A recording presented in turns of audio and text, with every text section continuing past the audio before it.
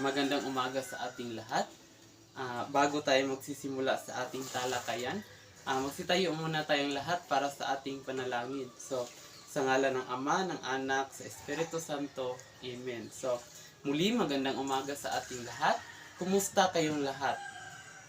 So, ngayon, nais kong ipapakilala ang aking sarili. Ako nga pala si Ginoong Jilo P. Sagaral, ang inyong guro sa umagang ito. So, bago kayo magsiupo, pakiayos at ihanay ang inyong mga upuan at pakipulot sa mga basurang nagkalat sa sahig. So, sino ba ang lumiban sa ating klase ngayon? Magaling dahil nandito kayong lahat. So, ito ang ating alituntunin sa umagang ito. So, umupo ng maayos. Kung mayroong katanungan o sasagot, itaas lamang ang kanang kamay. Huwag gumamit ng cellphone maliban na lang kung ito'y kinakailangan. So, huwag mag-ingay sa klase. Malinaw ba ang ating alituntunin ngayon, class? Magaling. So, sino ba ang hindi nakakalimot sa ating tinalakay natin kahapon? Okay. Ano ang huling tinalakay natin kahapon?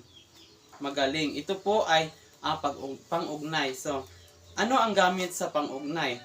So, ito po ay nag-uugnay sa dalawa o higit pang pangungusap. So, magaling. Dahil hindi ninyo nalilimutan ang ating tinalakay kahapon. So, bago tayo magsimula sa ating panibagong talakayan, mayroon akong ipapaskil dito sa pisara na dialogo na basahin ninyo at unawain. So, basahin ng sabay-sabay at unawain. Bigyan ko lamang kayo ng 2 minuto sa pagbasa sa dialogo. Tapos na ba kayong bumasa, class? So, mayroon akong katanungan sa inyo kung naunawaan ninyo ang binasa ninyong dialogo. So, sino ang nag-uusap sa dialogo? Magaling, sina Ana at Luisa at ang tindera. So, saan pupunta si Ana at si Luisa at bakit? Magaling, sa tindahan upang bumili ng tinapay. So, ano-ano ang napansin ninyo sa dialogo na inyong nabasa? Magaling, ang napansin ninyo ay ang mga salitang tumutukoy sa lugar at kilos. So, bago tayo dadako sa ating panibagong talakayan, pakibasa sa ating layunin para paggabay sa ating talakayan. So, natutukoy ang iba't ibang uri ng pang-abay.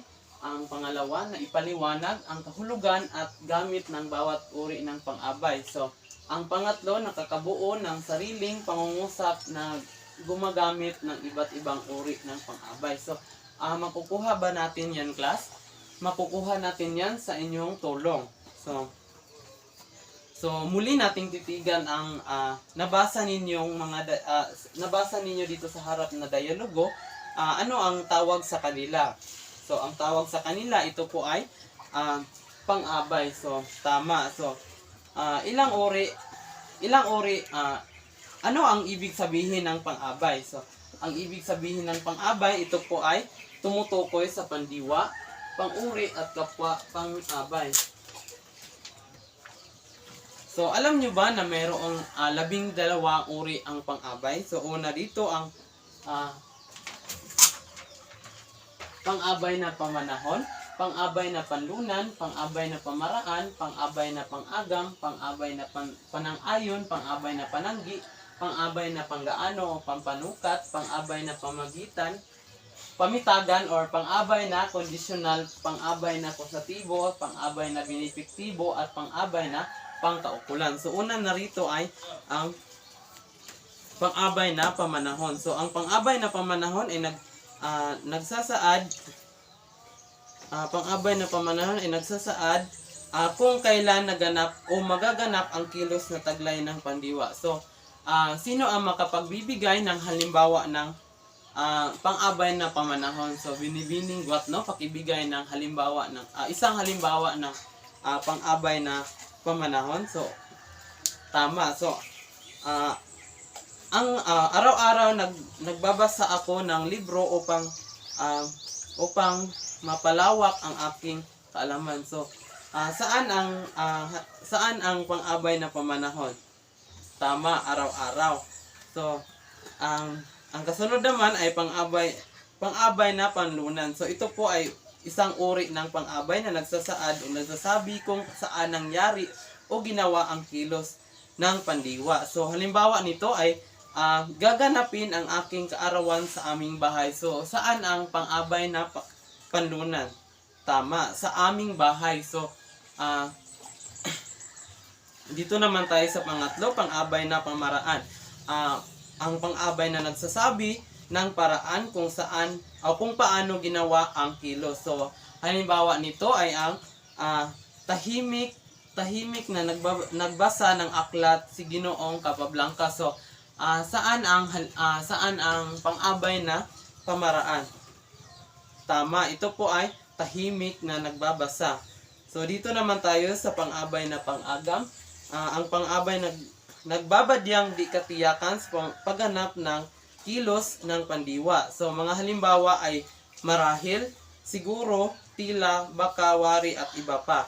So,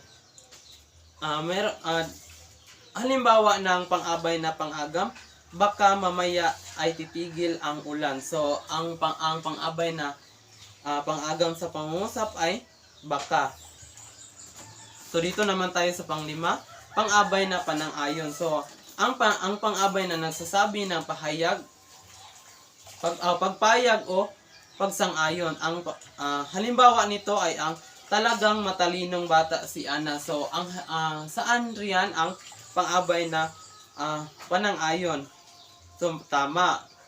Talagang matalino ang bata si Ana. So, dito naman tayo sa pang-anim na uri ng pang-abay na pananggi. So, ang pang-abay na nagbabawal o hindi sumasang-ayon. So, halimbawa nito ay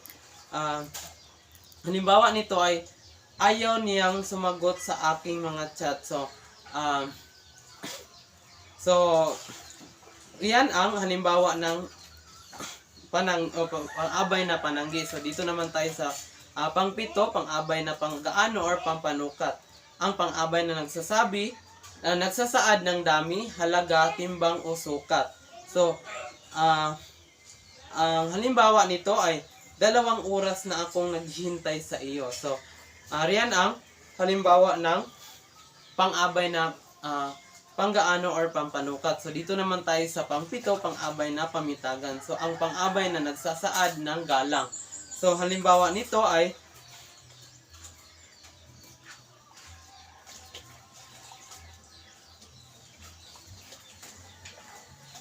ang halimbawa nito ay saan po kayo pupunta? So, ito po ay ginagamitan ng po, salitang po, upo, ho, at uho. So, dito naman tayo sa pang-siyam, ang pang-abay na kondisyonal. Nagsasaad ng kondisyon para maganap ang kilos na isinasaad ng pandiwa. So, pinangungunahan ng kung, kapag, o pagka.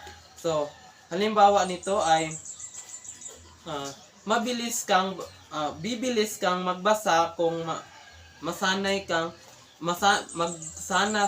ka palagi. So, yan ang pang-abay ng kondisyonal. So, dito naman tayo sa pang-sampo, pang-abay na positibo. Tawag sa pang-abay na nagsasaad ng dahilan sa pagganap ng kilos sa pandiwa. Binubuo ng parirala o sugnay na pinangunahan ng dahil sa. So, merong halimbawa nito. So, dahil sa iyo, pinalabas din ako ng ating guro. So, iriyan ang halimbawa ng pang-abay na positibo. So, dito naman tayo sa 11, pang-abay na binipaktibo. So, tawag sa mga pang-abay na nagsasaad ng benepisyo para sa isang tao dahil sa paggaganap sa kilos ng pandiwa o layunin ng pandiwa.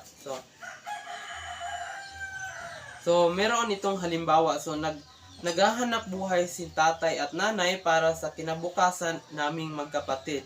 So, dito naman tayo sa panghuling uri ng pang-abay o 12 uri ng pang-abay.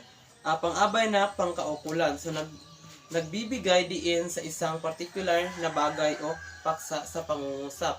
So, halimbawa nito ay nagplano kami tungkol sa gagawin nating pagdiriwang. So, riyan ang halimbawa ng pang-abay na pangkaukulan. So, naiintindihan nyo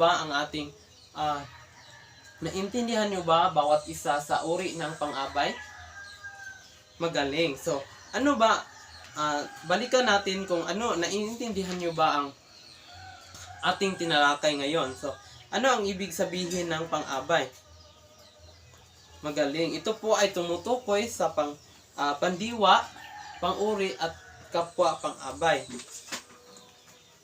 So, kung naiintindihan ninyo ang ating talakayan ngayon, ay meron po tayong gagawin ngayon.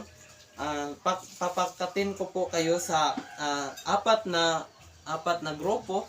Bawat isa sa inyo ay merong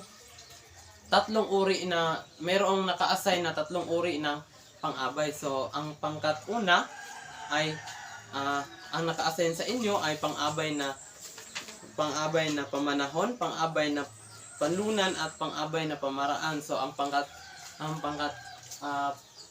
pangalawa naman ay pang-abay na pang-agam, pang-abay na panang-ayon at pang-abay na pananggi. So, ang pangatlo namang grupo ay ang naka-assign sa inyo ay pang-abay na panggaano or pampanukat, pang-abay na pamitagan o pang-abay na conditional. So, sa pangkat-apat naman ay naka-assign sa inyo ay pang-abay na positibo, pang-abay na binipaktibo at pang-abay na pangkaukulan. So, bago kayo gumawa sa bawat isa ng pangungusap, meron tayong pamantayan dito sa paggawa ng pangungusap. So, una, kalinawan 15%, sa tamang gamit 15%, bararila 10% at kaugnayan 10%. So, kabuuan ay mayroong 50%. So, bigyan ko lamang kayo ng 5 minuto sa paggawa ng bawat isa ng pangungusap. Okay, tapos na ba kayong gumawa sa inyo sa naka-assign ninyo sa pangungusap? Pumili kayo ng isang membro sa inyong grupo at ipipresent ito sa harap kung kayo ay tapos na. Magaling. Ang inyong ipinakita, bigyan ninyo ng inyong sarili ng 10 bagsak. So,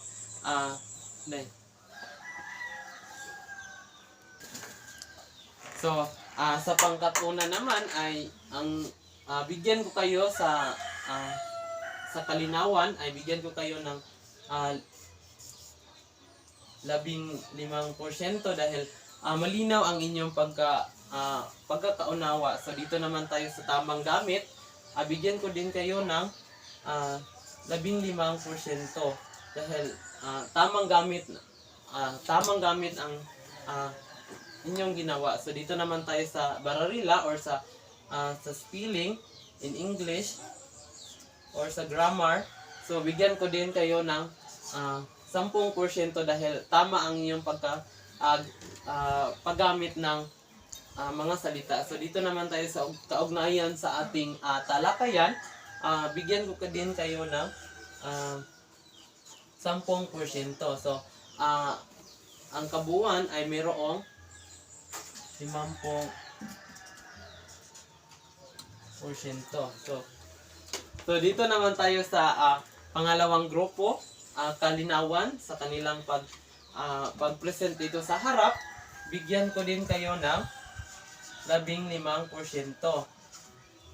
At sa tamang gamit ng inyong sa mga salita, bigyan ko din kayo ng 15%. So, dito naman sa bararila or sa spelling, bigyan ko din kayo ng 10% dahil tama ang inyong paggamit ng ang mga salita. So dito naman tayo sa kaugnayan sa ating talakayan. Bigyan ko din kayo ng 10% dahil tama ang inyong paggamit. So dito naman sa kabuuan ay meron kayong 50%. So dito naman tayo sa pangatlong grupo, ang kalinawan. Bigyan ko din kayo ng 15%. At isama na rin natin ang pang-apat na grupo, bigyan ko din sila ng 15% dahil tama, malinaw ang inyong paggawa ng pangungusap. Dito naman tayo sa tamang gamit, bigyan ko din kayo ng 50%. Ay, 15%. At dito naman tayo sa pang-apat, bigyan ko din sila ng 15%. At dito sa bararila or sa spelling or grammar, bigyan ko din sila ng 10% dahil tama ang kanilang paggamit ng mga salita. So kaugnayan sa ating paksa ngayon, bigyan ko din sila ng 10%.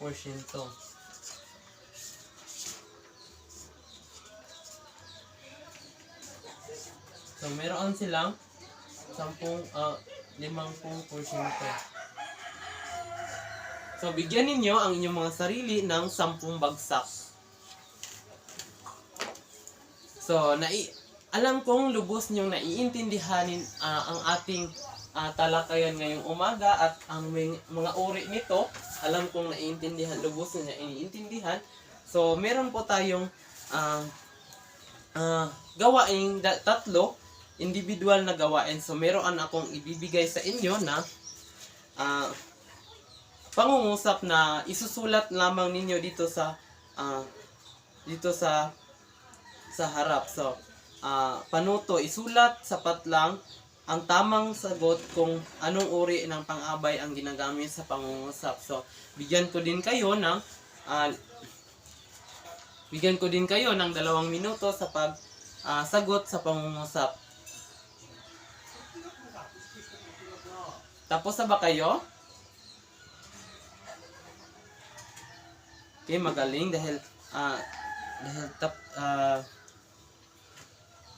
nasagutan ninyo ang lahat. So alam kong naiintindihan nyo lubos ang ating talakayan ngayong umaga.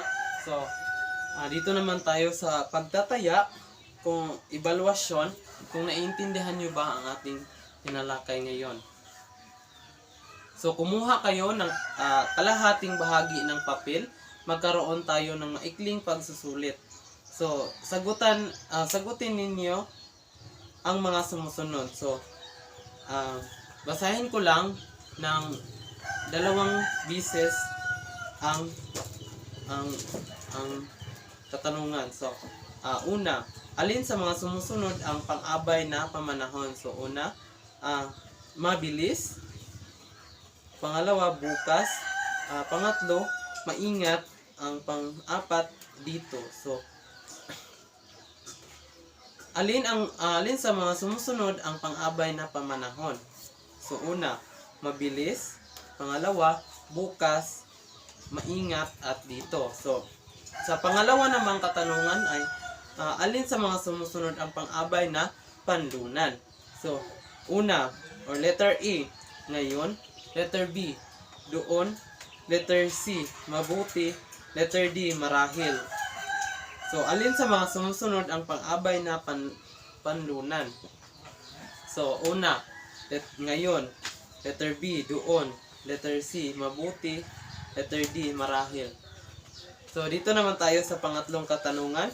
Alin sa mga sumusunod ang pang-abay na pamaraan? Okay, una, kahapon. Pangalawa, sa paaralan. Pangatlo, ng maingat. Letter D, baka. So alin sa mga sumusunod ang pang-abay na pamaraan? So kahapon, sa paaralan, maingat, ng maingat, at baka. So ang pang-apat na katanungan, alin sa mga sumusunod ang pang-abay na pang-agam? So una, mabilis. pangalawa, siguro. Pangatlo, masaya. Ang pang-apat is dito. So, dito naman tayo sa panglimang katanungan. Blank, maganda ang kanyang pagkakanta. So, una, siguro. B, ngayon. Letter C, bukas. Letter D, mabuti. Tapos na ba kayong sumagot sa mga 5 katanungan? So, bago natin, so kumuha kayo ng kunin ninyo ang inyong mga kwaderno at isulat ang ating takdang aralin. So, magsalaysay ng isang karanasan na hindi mo makakalimutan. So, gumamit ng mga uri ng pang-abay sa pagsalaysay. So, gumawa kayo ng inyong mga karanasan na hindi ninyo malilimutan at gamitin ninyo ang mga uri ng pang-abay na narito sa harap. So, at sa huli, maraming salamat at sa muli nating pagkikita at yun lang po.